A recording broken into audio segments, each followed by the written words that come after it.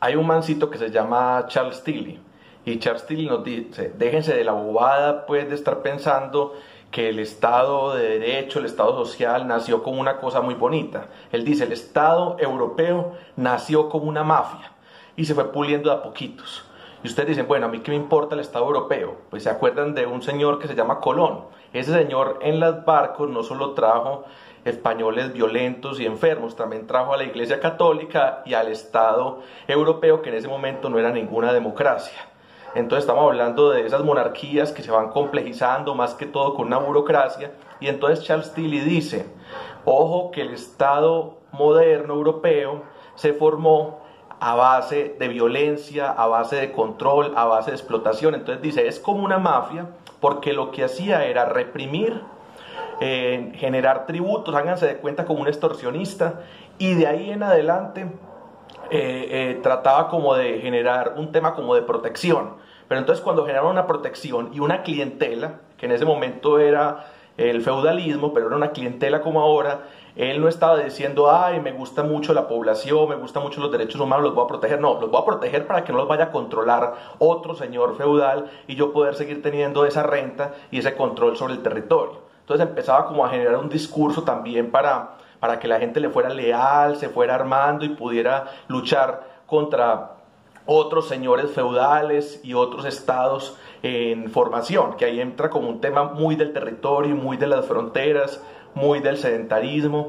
Entonces, pero Charles Tilly dice, bueno, no todo está perdido, porque en cuanto empezaron a haber conflictos internos, y ustedes dicen, bueno, ¿por qué empezaron esos conflictos internos si los débiles, los oprimidos, cómo iban a poder responder frente a un man con armaduras, con caballos, con ejércitos, con fortalezas, con murallas?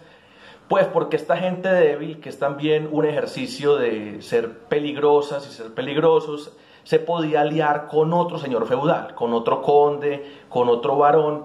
Entonces empezaban unos procesos interesantes de negociación. Y estos procesos de negociación iban llevando a que primero como que se hicieran unos tribunales, unos juzgados, que fuéramos iguales ante la ley.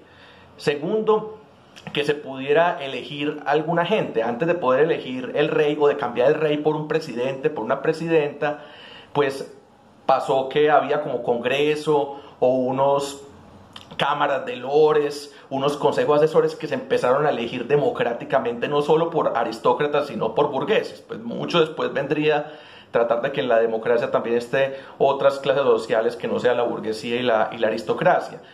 Pero después de eso, porque uno dice, bueno, listo, que no me declaren culpable porque soy amigo del rey o no le caigo mal o no soy amigo, sino que haya un tribunal, algo que me defina si soy culpable o inocente, que yo también pueda votar o estar en un parlamento. Pero tercero, también empezó a haber una concepción de que se tenían derechos. Entonces ustedes dicen, todo eso suena muy romántico, Lucas, pero eso no pasa en Colombia. Pues Charles Tilly está de acuerdo con ustedes, pero ustedes saben que se ha juzgado también a presidentes, a dictadores como Pinochet, como Fujimori, congresistas como Santofimio, Samuel Moreno en Bogotá, aquí un hermano de los Valencia Coso, terminan llegando a la cárcel. ¿Por qué? Porque hay una estructura que dice que todos debemos de cumplir con esa ley.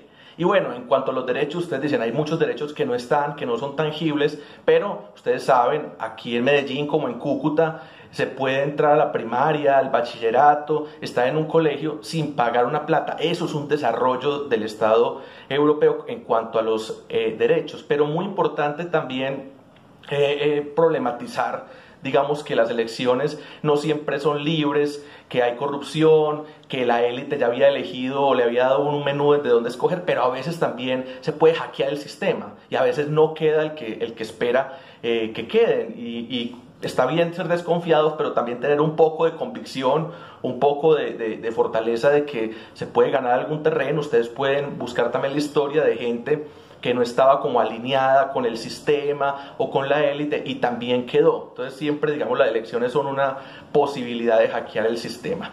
Pero entonces empiezan a haber problemas. Cuando se dice, listo, vamos, en vez de tener un rey, vamos a tener un presidente, una presidenta, pues entonces se dice, ¿y cómo aseguramos que estas elecciones sí sean libres? Y cuando nos ponemos en esto, van generándose unas instituciones. La institución aquí en Colombia se llama el Consejo Nacional Electoral, que dice, para que no sea una cosa muy compleja, quiénes sí se pueden lanzar y quiénes no se pueden lanzar, o sea, regular los partidos. Hace 8 días hablábamos de los partidos. Y la registraduría, que dice si las elecciones sí fueron limpias, si no, si mira que no estén votando los muertos. Pero ahorita hablamos también como de los jueces, ¿cierto? Entonces tenemos el Poder Ejecutivo, que es, mejor dicho, el que tiene la chequera. El Poder Judicial, que es el de los jueces, el que juzga, el que dice cualquier ciudadano es inocente o culpable, el que se encarga como ese proceso de justicia. Pero entonces descubrieron en el proceso que alguna gente no la querían investigar, no la querían denunciar. Entonces sale este tema de impunidad, de que mucha gente es culpable y se queda tranquilita. Entonces se generó la Fiscalía, que la Fiscalía es este órgano de investigación y de denuncia, de llevar a la gente a juicio, pero no puede decidir quién es culpable e inocente por esta separación que también se daría dentro de esa rama judicial. Y empieza a haber otro problema. Bueno, si no nos gustan las leyes que hay, porque ¿quién entonces hace las leyes? Dios. Entonces, ¿quién genera nuevas leyes? ¿Quién las cambia? Y eso es el poder legislativo. En Colombia, como en muchas partes del mundo, hay un Congreso con 2 cámaras, la Cámara de Representantes y la Cámara del Senado, que sería como la Cámara alta en otros países. Pero entonces siguen habiendo enredos. Entonces uno dice, bueno, pero es que imagínese que hay gente que no respeta, por ejemplo, el proceso electoral y pasa mucho, entonces que le ayuda a un amigo como para atornillarse al poder.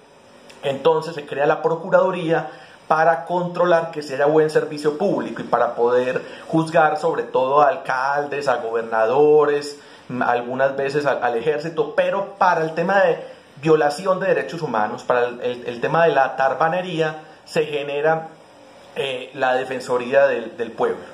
Entonces todo esto, que sería como un cuarto poder, se empieza a llamar Ministerio Público y los órganos del control electoral. Pero yo digo, no, esto habría que acomodarlo dentro de uno de estas 3 ramas: el legislativo, que es el que hace las leyes; el judicial, que es el que juzga, el que dice si alguien es inocente o culpable; y el ejecutivo, que es el que hace las cosas, el que paga, el que controla el ejército, la policía, la alcaldía, el gobernador, el presidente de parte del ejecutivo. Entonces ustedes dirían, bueno, para que haya como un poco de contrapesos y se controlen entre sí y no vuelva a haber como una monarquía, una dictadura, ¿dónde debería ir este ministerio público y los órganos del control electoral? Eso es un lío bien grande. Inclusive el último tema que les quería hacer como del mapa institucional, el mapa de un estado, es que descubrieron que no hay voluntad, muchas veces no se quiere juzgar a las grandes empresas. Eso es otro camino, porque entonces se crean unos grandes poderes empresariales y entonces se crean las superintendencias. Entonces ustedes dirán, bueno, todo este mapa tan complicado, ¿para qué sirve?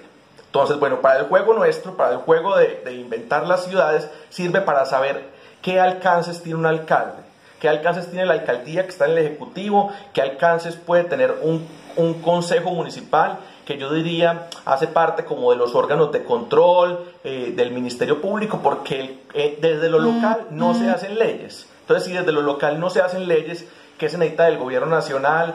Pero ¿qué se necesita también del Poder Judicial y qué se necesita del Legislativo? Y cuando lo llevamos a la práctica, cuando lo llevamos a la historia de ustedes, por ejemplo, en Morada Noticias, entonces uno dice, ¿a quién le pido respuestas sobre tal cosa? ¿A quién le pregunto sobre tal cosa?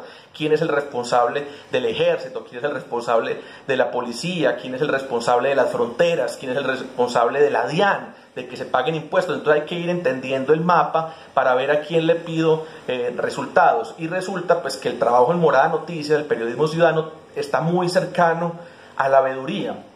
Y entonces la veeduría, así como el activismo, como los movimientos sociales de los que ustedes quieran hacer parte, el feminismo, no copio, nada justifica el homicidio, el medio ambiente, entonces uno tiene que definir qué luchas quiere dar desde lo local y qué luchas quiere dar desde lo nacional. Hay muchas cosas en Colombia que se definen desde Bogotá, pero también hay una agenda que se puede manejar desde Medellín, y sería muy interesante ver también cómo logramos tener desde una ciudad como Medellín o como Cúcuta poder en lo nacional, como de pronto también a veces necesitamos crear más leyes, o no se trata de crear más leyes, sino de ejecutarlas como son. Entonces son preguntas para el activismo y para la veeduría muy importantes.